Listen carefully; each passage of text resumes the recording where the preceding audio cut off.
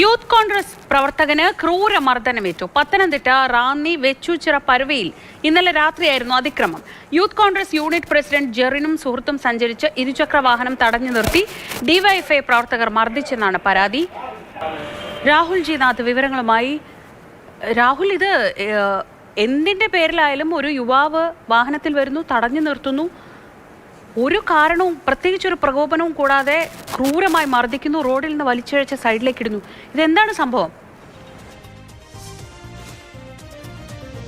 ആ ദൃശ്യങ്ങൾ, ആ ക്രൂരമായ മർദ്ദനം, അതിക്രൂരമായ മർദ്ദനമാണ്, ആ മർദ്ദന ദൃശ്യങ്ങളാണ് പുറത്തേക്ക് കാണിക്കുന്നത്. അതായത് ഇത്തരത്തിൽ റോഡിലൂടെ സഞ്ചരിക്കുമ്പോൾ ഈ ഇടിവള ഉൾപ്പെടെ ഉപയോഗിച്ചുകൊണ്ട്, മാരകായുധങ്ങൾ ഉപയോഗിച്ചുകൊണ്ട് വലിയ പരിക്കുകൾ ഏൽക്കുന്നുണ്ട് ഈ രണ്ടുപേരും യൂത്ത് കോൺഗ്രസ് ഭാരവാഹികളാണ്. അവരുടെ ആരോപണമാണ് നിലവിൽ ഇപ്പോൾ എന്തായാലും ഉള്ളത്.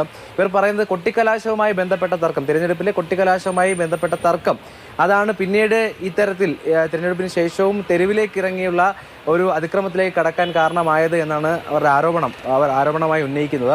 നിലവിൽ എന്തായാലും ഡിവൈഎഫ്ഐ പ്രവർത്തകരാണ് ഇതുമായി ബന്ധപ്പെട്ട് തങ്ങൾ യാത്ര ചെയ്യും വഴി സ്കൂട്ടർ തടഞ്ഞു നിർത്തി മർദ്ദിച്ചതെന്ന് പറഞ്ഞു. മർദ്ദനത്തിൽ ഈ യൂത്ത് കോൺഗ്രസിന്റെ യൂണിറ്റ് പ്രസിഡന്റ് ജെറിനും സുഹൃത്തും ആണ് മർദ്ദനമേറ്റത്. ഇത്തരത്തിൽ മർദ്ദിക്കുന്നു, പിന്നീട് റോഡിലൂടെ വലിച്ചിഴയ്ക്കുന്നത് ഉൾപ്പെടെ ആ ദൃശ്യങ്ങളിൽ കാണാൻ കഴിയുന്നുണ്ട്. എന്തായാലും ഇതുമായി ബന്ധപ്പെട്ട് അവർ പരാതി നൽകിയിട്ടുണ്ട്. ഇരുവരും സ്വകാര്യ ആശുപത്രിയിൽ ഇപ്പോൾ എന്തായാലും ചികിത്സയിലാണുള്ളത്. ഇത് രാഷ്ട്രീയ വിരോധമാണ് എന്നുള്ളത് തന്നെയാണ് അവരുടെ ആരോപണത്തിലുള്ളത്. ഇതുമായി ബന്ധപ്പെട്ട് എന്തായാലും ഡിവൈഎഫ്ഐയുടെ ഭാഗത്തുനിന്നുള്ള പ്രതികരണം ലഭ്യമായിട്ടില്ല.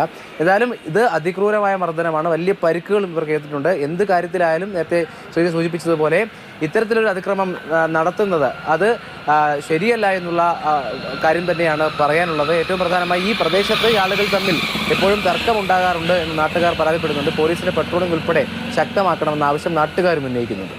രാഹുൽ, ഈ മർദ്ദനം തുടങ്ങുമ്പോൾ ആദ്യം അടിക്കുമ്പോൾ തൊട്ട് യാതൊരു തരത്തിലും ഒരു പ്രതികരണം പോലും അവരുടെ ഭാഗത്തുനിന്ന് ഉണ്ടാവുന്നുമില്ല.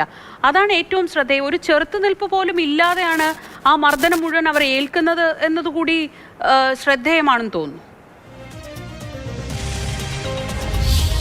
തീർച്ചയായും അത്തരത്തിൽ പ്രതിരോധിക്കാൻ കഴിഞ്ഞില്ല എന്ന് തന്നെയാണ് അവർ പ്രതികരിക്കുന്നത്. അതായത് പെട്ടെന്ന് ഉണ്ടായൊരു ആക്രമണമായിരുന്നു, അതുകൊണ്ട് തന്നെ പ്രതിരോധിക്കാൻ കഴിഞ്ഞില്ല.